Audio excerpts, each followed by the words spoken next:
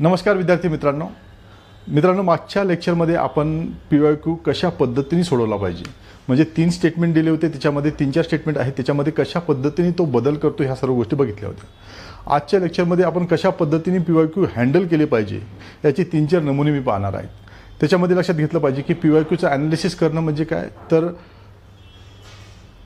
जे काही PYQ आहेत त्याचं ॲनालिसिस दिलेलं असतं आणि ते ॲनालिसिस वाचलं म्हणजे PYQ झालं असं नाही आहे। तुम्हाला त्याचा अप्रोच डेव्हलप झाला पाहिजे, त्याचा सेन्स आला पाहिजे, ही पहिली महत्त्वाची घटना आहे।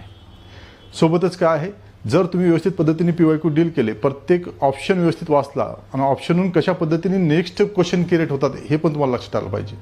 PYQ अशा पद्धतीने करा की काय आहे, नेक्स्ट टाईमला त्याच्यातलं एखादा स्टेटमेंट पण विचारलं तरी समजलं पाहिजे की हे मागच्या स्टेटमेंटमधलं आहे।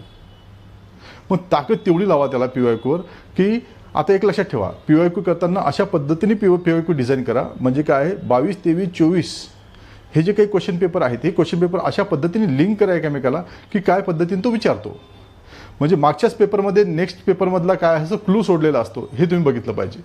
आणि ऑप्शन वाचताना फक्त क्वेश्चन वाचला आणि त्याचे 4 स्टेटमेंट वाचून चालत नाही, त्याचे ऑप्शन पण काय आहेत, कशा पद्धतीने ते लिहिलेले आहेत, कशा पद्धतीने त्याचं त्याची रचना आहे हे पण तुम्हाला पाहावं लागेल। म्हणजे इतका बारकाईने अभ्यास पाहिजे PYQचा की प्रत्येक गोष्ट जहनमध्ये असली पाहिजे आणि सोडवताना पण लक्षात असलं पाहिजे की किती कॉन्शियस आपण असलं पाहिजे की काय आहे आणि काय बदल झालेला आहे हे पण असलं पाहिजे आणि पूर्ण क्वेश्चन पण वाचता आलं पाहिजे।